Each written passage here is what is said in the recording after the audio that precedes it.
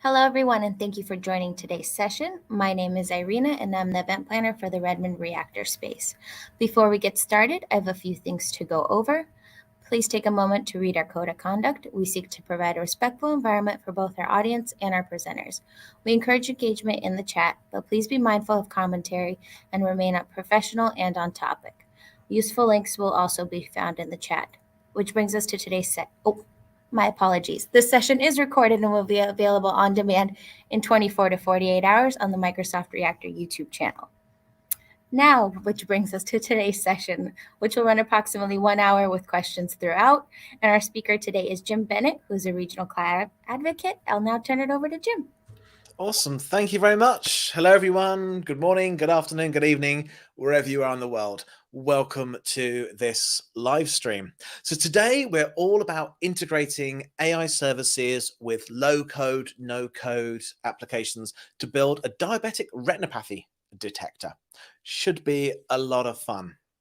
Now, what's cool about today's session is you can follow along as well if you want to, because what I'm working through today is a workshop that we have put together in collaboration with our Microsoft Learn Student Ambassador Program. And the idea of this workshop is I can come here and I can present it and you can follow along and learn about AI and low code, no code. But this workshop is completely open source, so you can take this and you can run this yourself. So if you're a student and you're looking for something to run, a workshop you want to run at a computer science society to help upskill your peers, you're interested maybe speaking at your first meetup group and you want a workshop to use for that. If you just want to upskill the people you work with, or you just want to maybe learn this in your own time, this workshop is fully available for you to use. aka.ms/custom vision with Power Apps will take you to this workshop. And it's part of a whole library that we've got that's at github.com/Microsoft/workshop library. Let me just think about it. Let's actually add a link for that in the chat. And this is a whole library of these hands-on workshops that we've got available for you to use. We've got everything from machine learning, lots of machine learning, deep learning, data analysis, Python, R, Jupyter notebooks, web development using GitHub, Power Platform, containers, whole lot of these different workshops that are available for you to use, completely free. And then what we provide with the workshops is everything you need to run this yourself if you want to. So we've got all the instructions on how to do it. We've got a video that shows somebody running through the workshop. Obviously, today I'm going to be running through this one, but for all other workshops, we have videos. We've got pre-learning materials for you to kind of upskill before you present, to avoid those difficult questions you may get, and then all the instructions on how to build the workshop. There's a lot of cool stuff here that you can create and you can reproduce everything that I'm going to be doing today. So that's what the workshops are all about. And so today was all about using AI services with low-code web applications to detect diabetic retinopathy. Which begs the question, what is this diabetic retinopathy? Well, this is actually a subject quite dear to my heart. I am a type 1 diabetic. I have, the blood sugar monitor on my arm at all times. I can, in fact, you know what? Let's check my blood sugar right now. Let's do this right now. And how am I doing? Oh, okay. It's kind of flat, maybe snaking up a little bit high, See how that goes. May have to do something about that.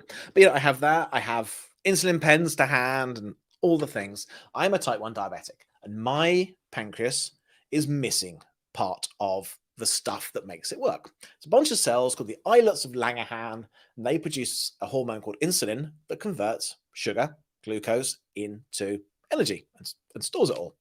And my body has got an autoimmune disorder, which means it attacks the islets of Langerhans, kills them off, so I cannot produce insulin. And despite what certain people in government in America may think, I can't cure it by losing weight. This is a condition I have. I'm relying on insulin to stay alive. This is an autoimmune disorder. Now, one of the symptoms of being a diabetic is you can get problems with your extremities.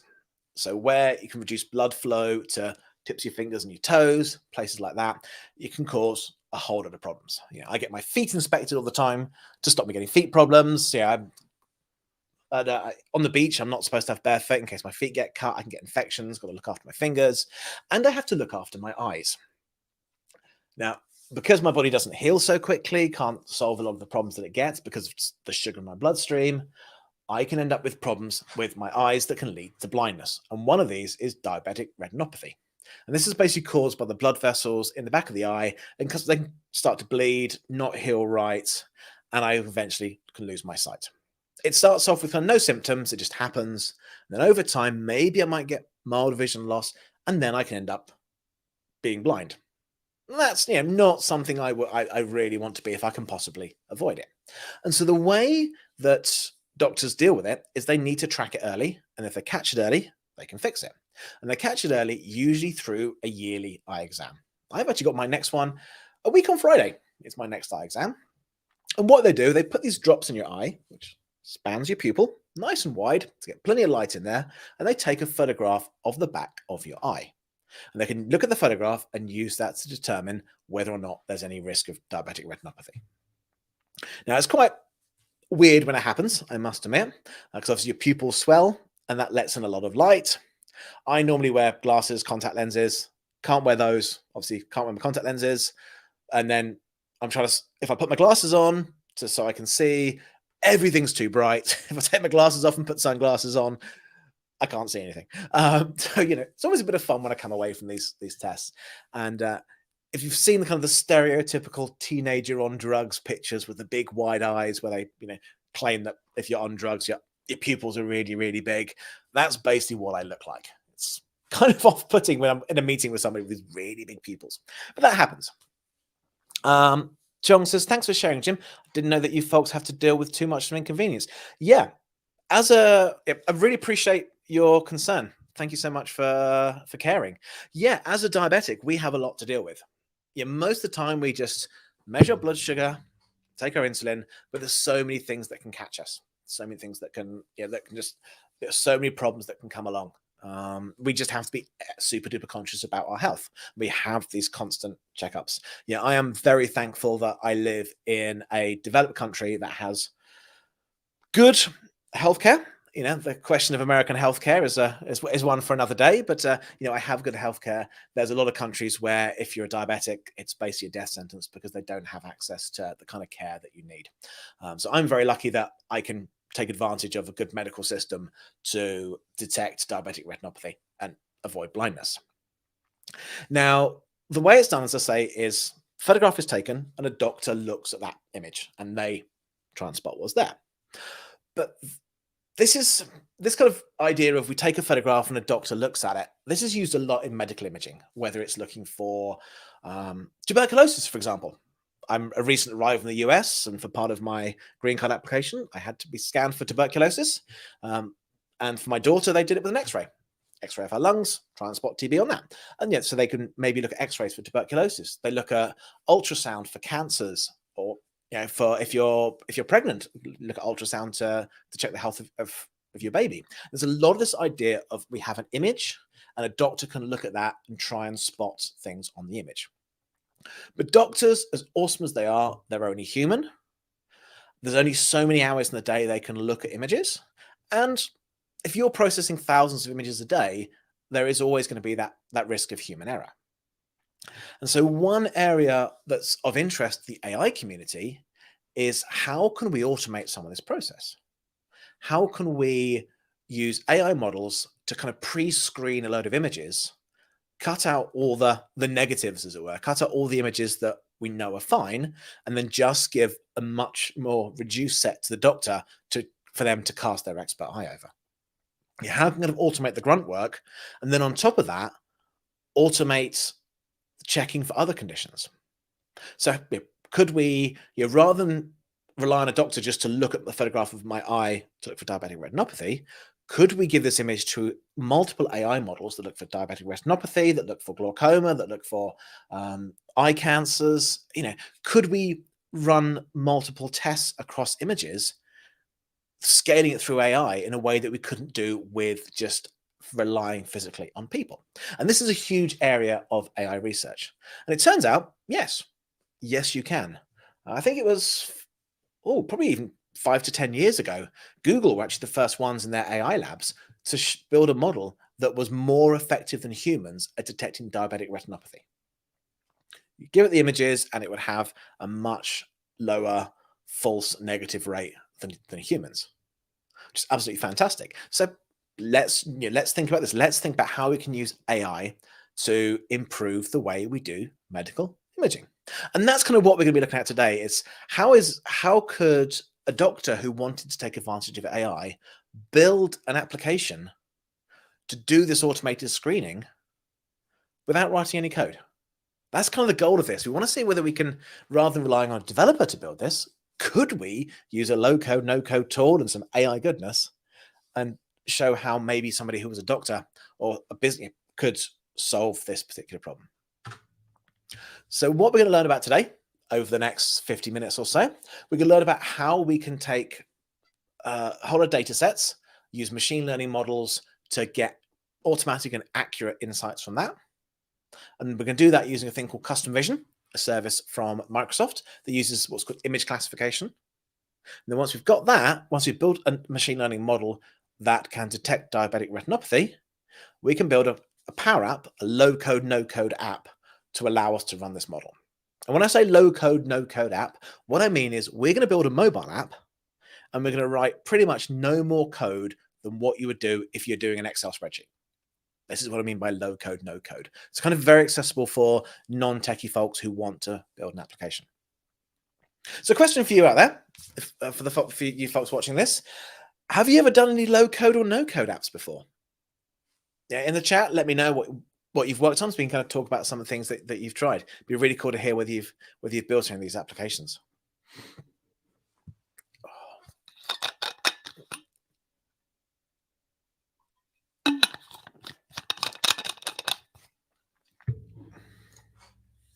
Cool. So if you want to work through this workshop yourself, as I say, this is something you can follow along with the link in the chat. You can follow along with this, or if you want to come back and actually work this yourself later. A few things you need. Okay. Oh, some answers. Ashutosh says never used any Power Apps. Cool. This should be a bit of fun for you to see this. And Chuang asks, like Airtable. I'm just trying to think. I have kind of used a bit of Airtable, and that allows you to kind of custom build data sources and bring it together. No, Power Apps is more, you can literally build, drag and drop and click and write not much code to build applications. So it's not, it's kind, you can kind of think of it as, imagine building automated apps on top of Airtable. You kind of use Airtable like a data source and build automated apps on top, which you may be able to do with Airtable. I must confess, I'm not an Airtable expert. Yeah, well, maybe at the end of this, once you've seen what we're doing, you can let me know whether this is similar to how Airtable does things. Be quite interesting to find out, really. So yeah, so if you want to actually work through this, you want to kind of build this stuff yourself, we're using Custom Vision, which is an Azure service, Azure, the cloud from Microsoft. So you need to sign up for an Azure account. And we have a couple of free accounts, depending on whether you're a student or not. $100 if you're a student. It's $100 of free credit, every year as a student with a load of free services. Or we have a free trial, gives you $200 of credit, lasts you 30 days and a year of free services. And all the stuff I'll be doing here today is free. So it won't cost you any of your credits to use the Custom Vision service I'm doing. And then you need a Power Apps account, which if your school or work has Microsoft Office, you get for free. If not, you can sign up for a Microsoft developer account and they get access to Power Apps. So that's kind of what you need to kind of work through this. So let's dive into image classification. If you've done any AI, let me know in the chat. Be interested to see whether anyone's played with some AI before, particularly image AI. But we're going to just talk a little bit about image classification. So image classification is all about using machine learning to take data and then put that into one or more classes. And this can be any kind of data. It can be text data. It can be binary data. You can use it for audio, images, accelerometer data, sentences to get sentiment, all kinds of stuff. Anything where you can say this is something or something else. Ashutosh says, yes, beginner stuff. Cool. Yeah, we're only going to be doing beginner stuff here today. So there's nothing here really that should be going beyond the beginner stuff you've done. It's quite cool, isn't it? There's a lot of really, really cool beginner tools you can get for doing AI. I know nothing about AI. I know how to use these tools. I'm like you, Ashutosh. I know the beginner stuff. I can use these tools. But if you actually ask me to build a model, I'm like, I'm out of here. I have no idea what I'm doing. I just know how to use the tools. So I'm with you on the beginner stuff. Best place to be. But I know I've picked up some of the principles as I go along. So the way the classification works here is it looks for kind of features in the data. Monty Evans says mind-blowing. Yeah, AI is pretty mind-blowing. What you can do with it is pretty mind-blowing. You think it just very smart people have built some very cool things that just when you use it. I've been doing some live streams on wearables, and I've got a t-shirt where when I speak, I get the subtitles scrolling across my chest, and it's in like 20 lines of code. It's just, as you say, mind-blowing what you can do with just some of this beginner level stuff. So classification, all about taking, you teach it some stuff, it looks at the data and works out what class it belongs to. You give it data and say, this is X, this is Y, this is Z, go off and learn, give it new data, and it says, oh, this is X or Y or Z. It's pretty cool. And it can work, because it works on binary data. You give it data in a fixed size, an array of data, and that can be, let's say, sound data, accelerometer data, or image data. Doesn't care. All it works with is binary data. And so you can use an image, and it can pick out features in the image and work out what things are and build an image detector. If you ever watched the Silicon Valley TV show, it was on HBO, where they had the hot dog, no hot dog detector. Yes, that's the same kind of thing. You can classify images into hot dog or not hot dog. And it's really, really cool that you can do this stuff. And what's cool about it as well is to build these models, to build these really complicated image classification models, it usually takes hundreds of thousands, millions of images to kind of build one of these models. But what's really cool, what's kind of mind-blowing is once you've got a model that's trained as an image classifier, if you train it on thousands of different classes using hundreds of thousands, millions of images, once you've got this image classifier, you can actually just tweak the inputs and outputs, retrain that with a small number of images, and build a classifier for what you want to get. So if you want to build a classifier just for cats versus dogs, you only need like 10, 15 images of cats, 10, 15 images of dogs, and you can take what's an existing image classifier and retrain it for your data and kind of train it for whatever you want. You don't need a whole load of images to do this. And it's just bananas, literally. It's just incredible how you can do this kind of stuff. So what might you use image classification for? Yeah, we said you can train it to, this is a cat, this is a dog. What have I got? Loads and loads of use cases for this in the real world. So product identification. If you've done a reverse image search with Google or Bing using image classification, works out what it is, searches for it. Disaster investigation. Have a drone, run an AI model. Drone flies in, recognizes fires or broken bridges or landmines, all these kind of things. You can just classify those where in a disaster situation. A medical diagnosis, taking X-ray data, MRI data, ultrasound data, looking for things. And then if you've got 10 different models that take the same input image, instead of just screening for one thing, you screen for 10 things. So much you can do it, so much cool stuff. It's actually a really cool app from Microsoft called Seeing AI. It's an app for visually impaired folks, and you can use it to take photographs of things that tells you what's in them. It can take photographs of money, and it can tell you how much the note is worth. You've got a note, don't know what the note is, take a photograph, and it can tell you what that note is worth. Incredibly useful in countries like the US, where I am, where our money is less inclusive than the rest of the world. A lot of countries have notes of different sizes, so visually impaired people can kind of feel the size of the note to work out what value it is. America, all notes the same size, and they're all the same color as well. So if you've got vision impairments, an app that can do image classification on banknotes can tell you the value of the money. So many cool uses of this kind of technology. Now, we have this available to you in Azure, so you can build a custom vision service. You can actually customize a custom vision, train it up on your data, which is really, really cool. You don't have to build a whole image classification model. You can just take one of our models that we've got, retrain that on your data, and have that identifying what you do. That's part of a whole suite of AI services called Azure Cognitive Services. And as Ashutosh said, yes, beginner stuff earlier. Yeah, this is kind of the beginner AI. This is how you get started with pre-built AI. Them super smart folks and Microsoft Research and other smart places, they build these models. They give me an SDK. I code against the SDK. It's very, very cool. I don't care how it works. I don't care about hosting it. I just call an API and stuff happens. And Cognitive Services got a whole load of these really cool AI services. So speech, language, knowledge, vision, all that kind of stuff. I actually did a live stream this morning where I had my Be Kind-O-Matic. It's a hoodie that lights up different colors depending on whether you're being nice or not very nice.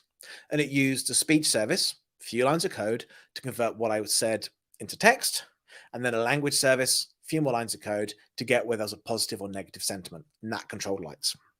So I would say, I love you, goes green. I hate you, it goes red.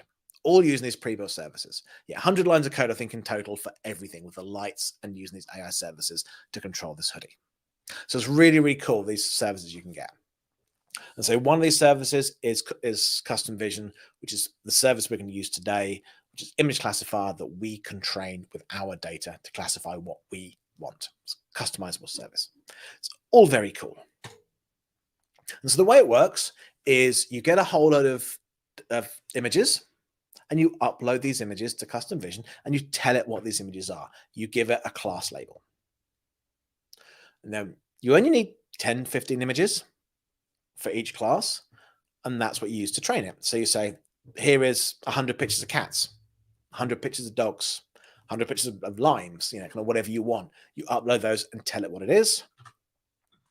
The train button, it goes off and trains the model for you, and then you get a model that comes out. And once you've got your model, you kind of enter into this iterative process of, I've got my model, I test my model. If my model is no good, I will make changes to my model, test my model. Kind of the continuous iteration is train it, test it, train it, test it, train it, test it. Test it with test data. When you're happy with test data, roll it out to real world, train it with real world data. So for example, for diabetic retinopathy, get a whole lot of images of healthy eyes, a whole lot of images of eyes with diabetic retinopathy, upload, train the model, test it with some more images. If I'm not happy, add more images, train, test it again. When I am happy, maybe I'd roll this out to doctors, don't actually give them results, but let them screen the images themselves and then see whether my model agrees with what the doctors say, and then use that kind of continuous iterative process to make sure the model works. And we actually get data in Custom Vision that kind of gives you some idea of how the model is working. So we get precision, which measures how when it kind of builds the model, it will test it on a small subset of the model, and this tells you how well it ran against the small subset. Recall, it would run it against all the data just to see how well it does against everything it was trained on, and then it kind of gives you an amalgamation value of the performance, kind of how well performed the model is, and then you can kind of use these numbers to continuously tweak and tune your data. So Chong asks, where do we get the test data from? Great question. So as kind of the engineer building these models, it'll be up to you to source the data from the relevant place where you can get good data, good labeled data. So if you were working in a hospital, for example, you would then go to the medical records team and say, I want diabetic retinopathy photographs, and I want one folder full of healthy eyes and one folder full of eyes that have we've detected diabetic retinopathy. So you'll kind of go to the users and ask for this data. Obviously, in the medical world, there's a whole load of restrictions. HIPAA in the US and other restrictions around the world. You've got privacy restrictions, GDPR in Europe, all that kind of stuff. So you have to make sure that the data you've got, you are allowed to get. But then really, it's just you gather the data from the place that's appropriate for you. So if you wanted to use this to train this to distinguish between cats and dogs, one way to do it is just, Get your phone out with the camera and just go and take a load of photographs of cats, a load of photographs of dogs. It's kind of wherever you would want to source the data from. Now, for this particular workshop, if you actually want to work through this particular workshop, we provide the data for you to do this. So first set of data comes from a place called Kaggle. So Kaggle is an awesome online set of resources for, if I just grab the link to Kaggle. Kaggle's great. The Kaggle is a whole load of data sets that you can use. And so here we've got data from the Joint Shantou International Eye Center in Guangdong in China. So there's a whole lot of images that you can use for various different eye conditions. Diabetic retinopathy, for example, or optic atrophy, cotton wool spots, whatever they are, laser spots. So there's a whole lot of data you can get in this data set that you can download and then just use this. Also, there's some data here from a German university, I believe, with a whole lot of healthy eye images. So there's a lot of places you can get good data sets from. Kaggle is fantastic. I mean, there's so much data in here. H5N1 wild bird species identification. That's for bird flu, avian influenza. Data sets as in the fruit. Episodes of Lost, episodes of Silicon Valley, images from King Kong movies. They've got so many different data sets in here you can use to train your machine learning models. So in the real world, you would actually need to go to the business, whoever you're building this app for, and ask them for a labeled data set. But it's important your data is good. Your machine learning model will only be as good as your data. If you train it with terrible data, you will get terrible. You'll get a terrible model. If you train it with 100 images tagged as cats and they're actually pictures of dogs, your model is going to be wrong. So it's important that wherever you do get the data from, it is good quality data.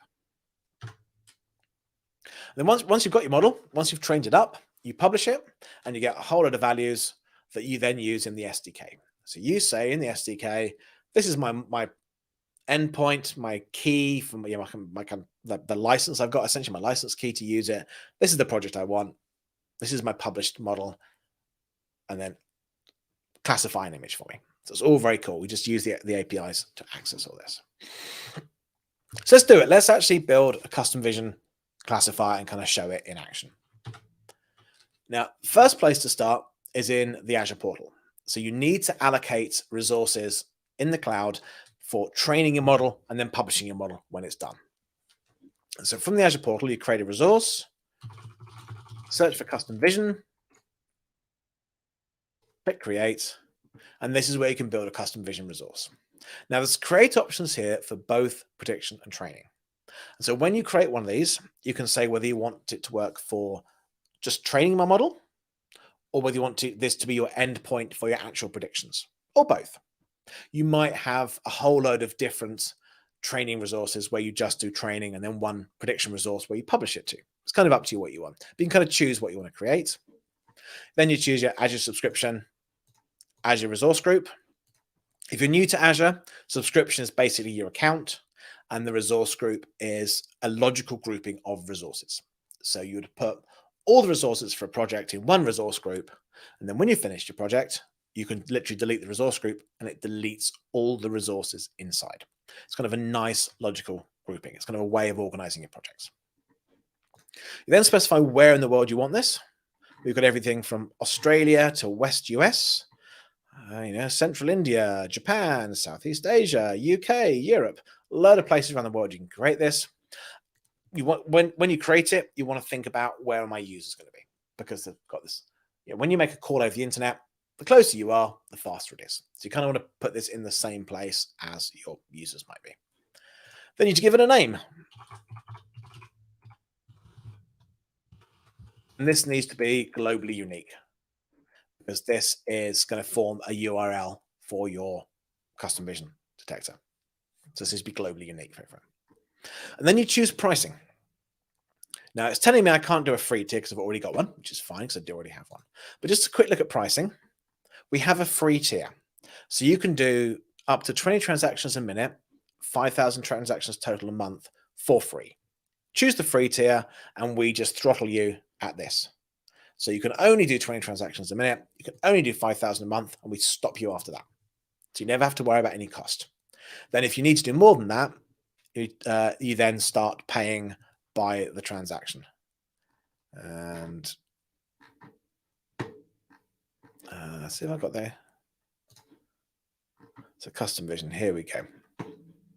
Sorry, wrong pricing thing. It's 2 transactions per second for custom vision, and then you get 5,000 training images and 10,000 predictions per month. I thought the number seemed a bit low. So 10,000 predictions a month, that's free. And if you go over that, we don't charge you, we just block you. Yeah, we don't close your account, you just don't get any results back. And then you want to pay for more, $2 per 1,000 transactions. So it's, we've got a healthy free tier. We can do what we want for free. So you then click review and create, and it'll go off and create one. I've got one already that I'm going to use just to kind of save you sitting there watching it tick away, create. It takes a couple of minutes to create. Then once I've done that, I go to customvision.ai, sign in, and I can then create a project. It's a new project, give it a name, give it a description, choose my training resource that I just created, and I can choose whether I want classification or object detection. Classification is cat versus dog. Object detection is, in this image, there's a cat here and a cat here and a cat here and a dog there. I want classification because all my images are going to be the same, and I want to know whether they're healthy, diabetic retinopathy. I can then choose whether I want multiple tags per instance or just a single tag per instance, and then I can choose my domain. So this is based off a concept called transfer learning. We have this existing model that we kind of retrain with your data, and we have a general purpose model, but we also have specialist ones for food or landmarks or retail. So I'm going to choose the one I want. General A2 is currently the best one for what I need. We also have these compact ones, and these can be exported to run on a mobile phone, on a website, on a container, on a Raspberry Pi, kind of whatever you want. So these are kind of exportable. The non-compact ones run always in the cloud. So I'm not going to create one, because I've got one I created earlier. And then once it's been created, you just add images, and then you upload the images you want. So I've got some training data. I've got some negative ones. I'll just grab a couple of these, upload these. And then with my images, once I upload them, I tag them. Now, you can actually specify tags, or you can choose what's called negative, which says this is not a tag. I'm using negative for my healthy eyes. There's no diabetic retinopathy. Click upload, and that will upload and tag the images for me. And what's really cool is it has duplicate detection. So it won't upload duplicate images, which stops you getting duplicate data. It lets you know that, sorry, you've got this image here already. So it kind of forces you to be using good quality data. And that's what you do. We then go, I want some positive data. Let's go positive. Let's grab a couple of these, upload these, set my tag for positive, upload. And that's how I get my data in there. Again, yeah, these are duplicates. And I've kind of built up this nice collection here. I've got, if I just turn that off, I've got 100 positive images with diabetic retinopathy, and then I've got 49 negative images without. So these are all nice and healthy, positive ones are not. Now, you don't need this many. It can work with like 10, 15 images. 50 is kind of a good starting point. More than that is better. You want to have a good array of images to make sure it's good data. And then from there, I hit my train button. I can choose quick training or advanced. Quick is relatively quick. It can take about 10, 15 minutes. Advanced allows me to do better training, but within a fixed compute budget. So I can say, only spend 10 hours training the model to get the best model possible, but stop after 10 hours. So it's how much I want to spend on what I'm doing. With this, the quick training is fine. I'm not going to do the training now because it takes 15 minutes. So in the best Blue Peter fashion for any British people watching, here's one I prepared earlier. So this is my model I trained earlier. 49 negative images, 100 positive images. And you'll see it's got this little warning here to say it's unbalanced. I've got more positive images than negative, and that's not a good thing. Ideally, I should have a balanced data set. You want to have the same number of images for each tag. But this says it's 93.3% precise by reviewing some of the data for using some of the data for testing. when it reruns it over previous images, it's 93% accurate, and then the whole performance summary 99.4%. So it's pretty accurate based on the data I've got. And then I can then test this. Quick test. Go to my local files here. Got some testing data. This is a negative one. Chug, chug, chug. 98.6% negative. Do the same with a positive one. Put one there. 96.9% positive. So just using these 100 models, I've got this detection going on. It's pretty cool how this works. Not many images. And then once I'm happy with this, I can publish my iteration. I can publish this version of my model. And then I've got some URLs here and keys that I can then use to actually call this from my code. A little cool thing here, when you actually run with, when you actually test it with an image, it actually puts the image here. So these are the last two I used to test. And I can then, this is what it came out with. It tells me what the prediction was, but I can then tag this myself. So I can continuously train and iterate on my training because I see all the images that are used when I actually use this model in the real world. Cool. That's my custom vision model. We've kind of got that ready. Now let's think about putting this in an application that we can use. So this is where we're going to start talking about Power Apps, low code, no code application development. So Power Apps, it's a whole load of apps. We've got backend services, connections, and a whole kind of data platform called the Dataverse. Sounds very cool, which allows you to build custom apps. And this is designed for citizen developers. This is designed for people who spend 10 hours a week doing a really boring process that cries out to be automated, and they can come and automate it using their business knowledge and just a little bit of tech skills, no real coding, and then free themselves up to do other things in their spare time. It's a fantastic tool for people to use to automate a lot of the parts of their job. Now, whenever we say automation, there's this kind of fear of, oh, what if we automate it? Are we going to be, am I going to lose my job? And well, actually, what we're seeing is, the small businesses where people are automating this, the kind of places you'd expect. Oh, you've automated it. We don't need you anymore. It means small businesses can actually change what they're doing. You are now no longer spending 10 hours a week doing this boring task. We can give you something better to do that aligns with your skills. And that actually causes businesses to grow. They've suddenly got more people for the same amount of money, means that they can try and get more work in, take advantage of more opportunities. So it actually doesn't reduce the workforce. It kind of allows businesses to grow by just essentially getting more bang for your buck. You automate a lot of these processes, pay for the same amount of people, but these people can do more for your business. So it's a fantastic tool for that. And what's great is you build these apps and then you can just deploy them on a phone very easily through the Power Apps application. It's very cool. So a whole different building blocks that come together to build this. You start off in the Power Apps, all done through a website. Start here in this home page, choose what you want to build, whether it's an app or a connector to other services, or bring a load of data services together, or build automation flows, whatever.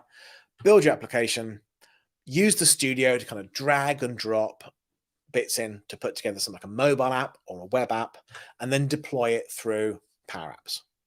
And because it's deployed through Power Apps, there's no iOS provisioning. If anyone's a mobile developer, I apologize for striking fear into your heart by saying iOS provisioning, but you don't have to go through the app stores to deploy your application. It just lives inside Power Apps. So from your phone, install the Power Apps app. All the apps you build live inside the Power Apps app. So you can really quickly get apps out to everybody in your workplace or in your school. It's very, very cool. So let's do it. Let's actually build a Power App. Let's use the custom vision service from an app without really writing any code. This should be a bit of fun.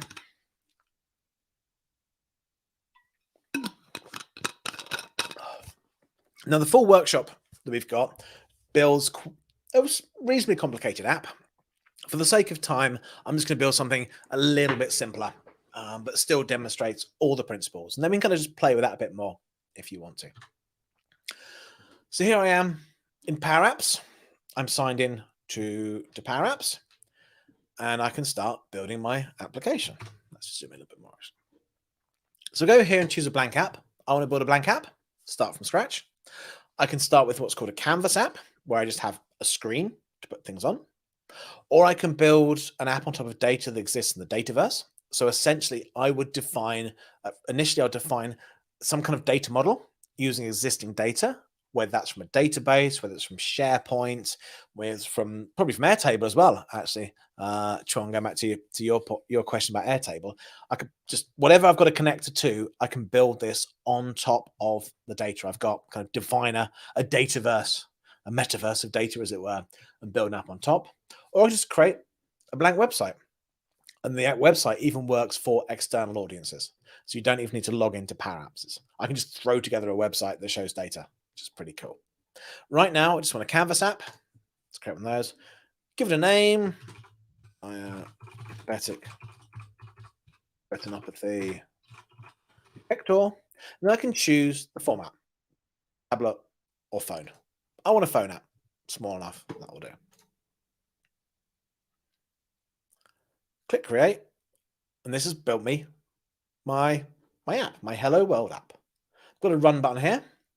This gives me a preview of what my app looks like, but I could literally save this now, deploy this to Power Apps, and then just have it on my phone if I wanted to. It's very cool. So let's actually start building the application. Now, normally as a developer, building an app like this, it would be, let's start writing code. Let's start building, bringing in packages and libraries and write code and do things. And we don't do that here. This is low code, no code. We drag and drop to do all the things. So the first thing I want to add is a data connection. And I can actually use my custom vision service as a data connection. I query the data by giving it the image, and the results I get back of my query are my predictions, which is very cool. So add data, search for custom vision, add a custom vision connection. This needs my prediction key and site URL. So going away. So if I go here, this is my iteration. This is my prediction key. Yes, I'm sharing my prediction key on a live stream. Yes, I will be deleting this. I'll be rolling this key after this stream. So get your hands off it. Don't steal my key. If you try, it'll be gone by the time you you get to it. So add my key and site URL. Connect that. And this creates my custom vision. So this is my connection to custom vision. I've had to bring in no SDKs. I haven't done a pip install or a .NET add package or anything like that. I just add custom vision, and now I have custom vision built in. Somebody else has done all the hard work, so it's click, click, click in. Next thing I want to do is I want to actually access an image. So for the sake of simplicity, I'm just going to do an add picture panel. I would normally connect this to something like a camera, so I could literally just take my phone and just take a photograph of the image that comes out the machine. But right now I'm just going to do it as an add a picture. So I click, add a picture. Same as selecting from your photo library on a phone. So add this, and this, if I click this button here, this shows the hierarchy on my screen. And this automatically gives me an add media button, which is like a big button in the middle to tap. It treats the whole thing as a button. I tap it to choose a picture. And then the uploaded image, this is an image control that represents the image that's been uploaded. So I can access the image pretty quickly, which is very nice. The next thing I'm going to do is add a button. Add this button, drag this button down here. And when I click this button, I want it to take the image I've uploaded, send it off to the cloud, run the custom vision model, and bring back the results. So the way I do that is I write some code. This is low code. I write some code. But I'm helped all the way, and it's really no different to writing code in Excel. No drag and drop. He says, well, so Chung says no drag and drop. I mean, I can drag it from here. Let me just delete that. If I go to add, drag and drop the button on there. So yep, it's all drag and drop. I can use the insert controls at the top, or I can use any of these things here and just drag and drop.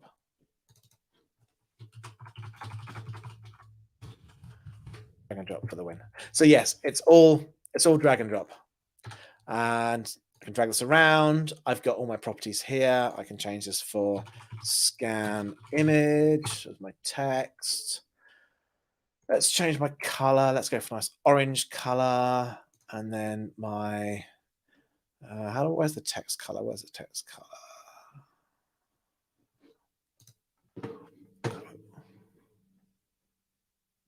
Oh, here we go, right here in front of me. Text color, let's make that kind of a black. You know, like maybe put a border on there. Let's go for don't know a function for the border. Yeah, get rid of the border. Let's get rid of the border. There we go. That's kind of nice, isn't it? So yeah, I've kind of got this whole ability to, you know, drag this around. Let's make this a bit bigger. You know, do all the things, all drag and drop. Gives me the nice little helpful line to line up in the middle.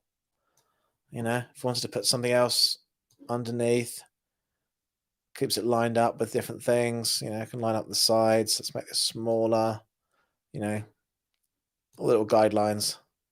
All nice. This is all very drag and droppy. So yes, Chung, yes, this is drag and drop. All the stuff here I can insert, plus there's a menu across the top to kind of do some stuff.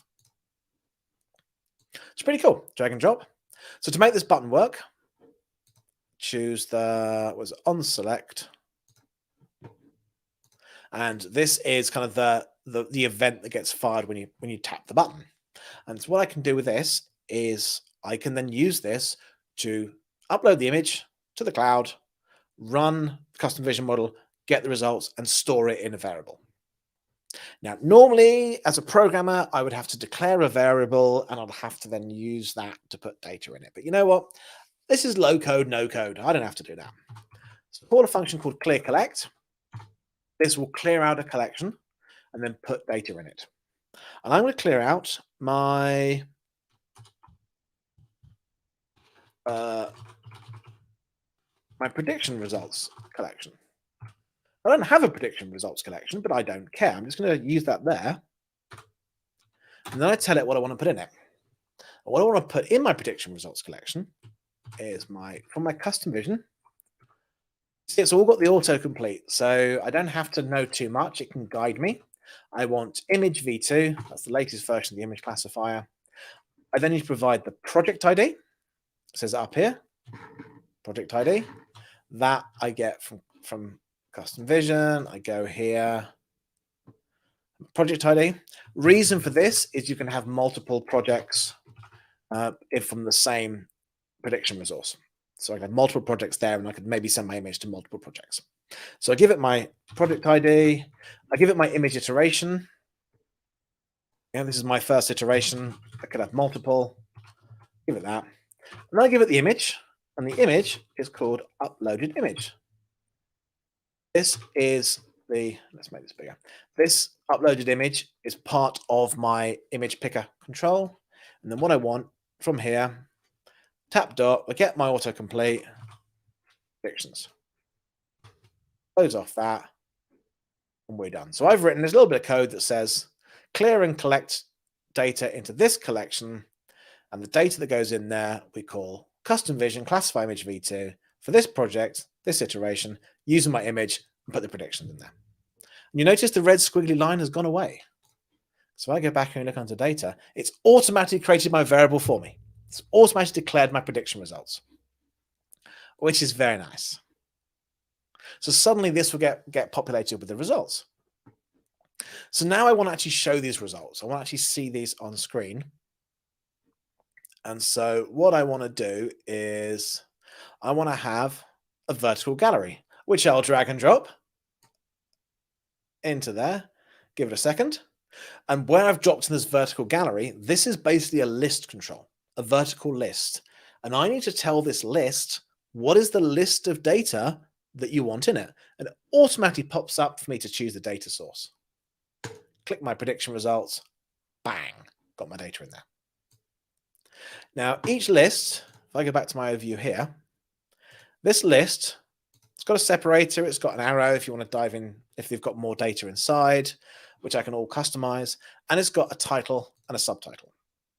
Now, it's tried to do its best guess as to what the data should be inside those particular values. So it knows that custom vision predictions come back with a set of data. And so it's guessed that I want tag ID in my title because it's the first bit of data in the collection. This item is used to refer to whatever item in the list I'm looking at in each run. So this is saying that the title should be this item's tag ID. It's a good guess. It's a good guess. I don't want tag ID. I want tag name. Tag ID is like a basically unique ID for each tag, but I want the name. I want positive or negative as the name. So that's now my title. And then my subtitle is guessed tag name. I want the probability. Autocomplete that probability. Now this probability is a value from 0 to 1. When you see it here in the predictions, you see it's already formatted it as a percentage. But this 79.2% is actually 0.792, probably a whole lot of other digits as well.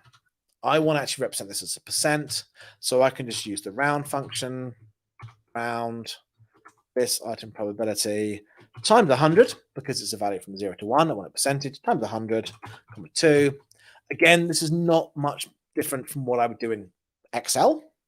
This then just probably converts it from the floating point number from 0 to 1 into a number from 0 to 100, 2 decimal places, and then I concatenate on a percent symbol.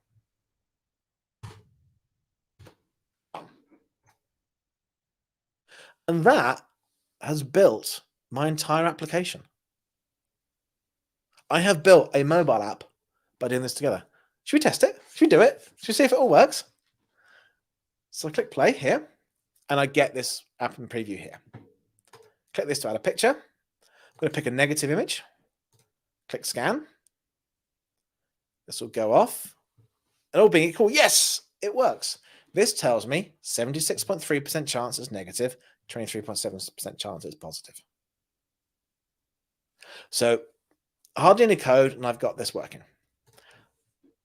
Let's change my picture. Let's go for a positive one. Testing positive. Let's pick this one here. Scan the image. 99.99% positive. So there we have it. In just a short space of time, 10 minutes, I built this whole application on here, which is very, very cool. Now I can go through and just kind of tidy this up a bit, maybe get rid of the image. Is it going to like that? Let's see if it likes that. Not sure. Should like that. No, it didn't like that. It didn't like that. So, right, I can undo that, put it back. Yeah, but there's stuff I can do. So if I wanted to add image, I could add an image. It's probably a gallery setting I need to do to turn the image off.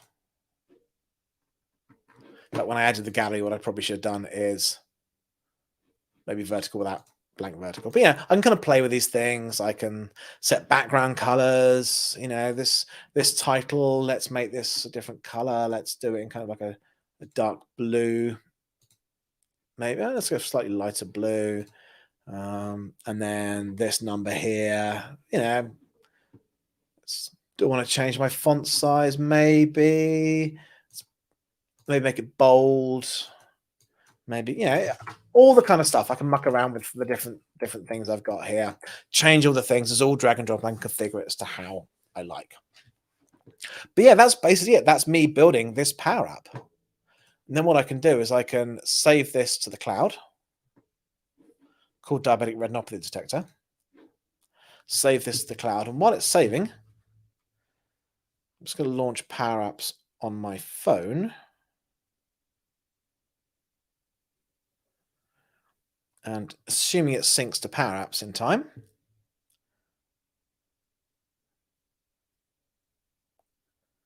Just let this.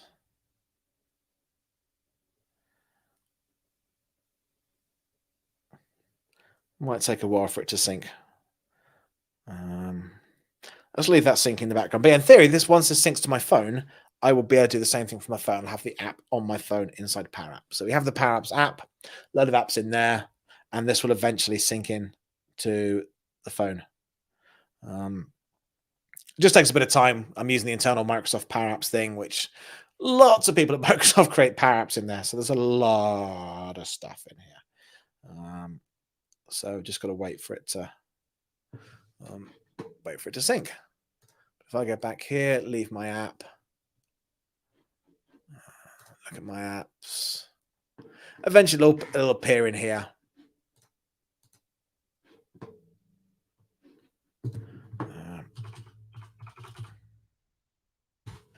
It takes a bit of time for it to sync because these are apps that run the cloud, but eventually it will sync through to my phone, and then let me see if I can. No, it hasn't synced through yet, but eventually it'll sync through to my phone or sync through to here, so we can see it. Cool. So Marty says, nice, very interesting. Good to see a live application. Yeah, this is it live. This is I've literally built this together, and what I've got when that deploys to my phone, it's a working application. It's it's a real thing. If I had some data I knew I wanted to classify, in the space of an hour, I explained how it all works. I've done it. Yeah, obviously I didn't train my model because it takes 15 minutes, but really in the afternoon, I can put together this application and roll it out to people to use. So Chung says, what is the URL for that live app you just synced? This is running inside the Microsoft Power Apps tenant, so you can't access it, I'm afraid. The idea of Power Apps is you build an app that runs inside your kind of work or school account. So you would build this, if you can set up your own developer account to play at home, but the idea is when you go into Power Apps, you log in as your organization, and then you access the apps available to your organization. So this is not public to you, because if it was, you might be able to spam me and burn through all my credits. If I was paying for custom vision, it's opened up to hackers if anyone can access it. So so you need the Power Apps application to run, and the Power Apps application needs to be logged in, logged in to your organization. So I've got Power Apps running on my phone. I'm logged into Microsoft Power Apps tenant. So eventually I would see this app on my phone. But the thing is, this way it's deployed to my phone inside Power Apps. I don't have to deploy this to the iOS store or the Google store. It just deploys to Power Apps. So you just need to have the Power Apps app on your phone, and you can access all the apps. I mean, I've got Power Apps on here for doing Wordle. I've got a Power App here for detecting dogs. I've got a Power App here for controlling some Christmas lights that I no longer have up. But it's kind of a great environment that inside the Power Apps application, I kind of get all the apps for my organization. So it's very, very quick to roll applications out to people. I build an app, I roll it out to my users pretty much straight away. So in fact, if it'll eventually appear in here. So, which is, a little bit annoying sometimes when it takes a while for it to appear, because you want to go back and edit it and you can't because it's taken a while to appear. But no, it's really good. It's really powerful. So you think in the space of an afternoon, you could build one of these applications for identifying things. So that's it. That's building Power Apps. So today you talked about image classification, talked about the use cases for it. We trained a custom vision model to recognize diabetic retinopathy. And then we looked at Power Apps, worked out how to use Power Apps, got it going with custom vision, wrote a couple of relatively simplistic lines of code, kind of no more complex than what you get in Excel, and deployed an app which will eventually sync to my phone. So thank you very much for joining me for this. As I say, all this, if you want to run through it yourself, then we'll drop the link. The link's been in the chat a few times, but we'll drop it in again, so you can work this yourself. And we've got a whole library of workshops with videos as well, if you want to kind of work through and kind of learn some stuff. Ashutosh says, nice, thank you for the work through. You're very welcome. Thank you for joining me. And Chuang says, thanks, Jim. Great stuff. Yeah, thank you very much for joining me. I hope this was enlightening. I hope you can see the power of using tools like Power Apps to really quickly get apps built. So thank you very much for joining me. I hope you all enjoyed the session. And before we go, I do want to thank Jim and everyone for joining. If you have any feedback, we'd love to hear from you. Please visit the link on the screen, and the event code for this specific live stream is 15829. Thank you, everyone. Yeah, Until thank next you. time. Please fill in the survey. If you like what we're doing, we want to know so we can keep doing it. If you don't like what we're doing, we want to know so we can do something else. If you've got any ideas for what you want to see on streams, please let us know in the survey, and we can just help us create more great content for you. So please fill it in. Thank you. Cool. Thanks, everyone. Bye. Bye.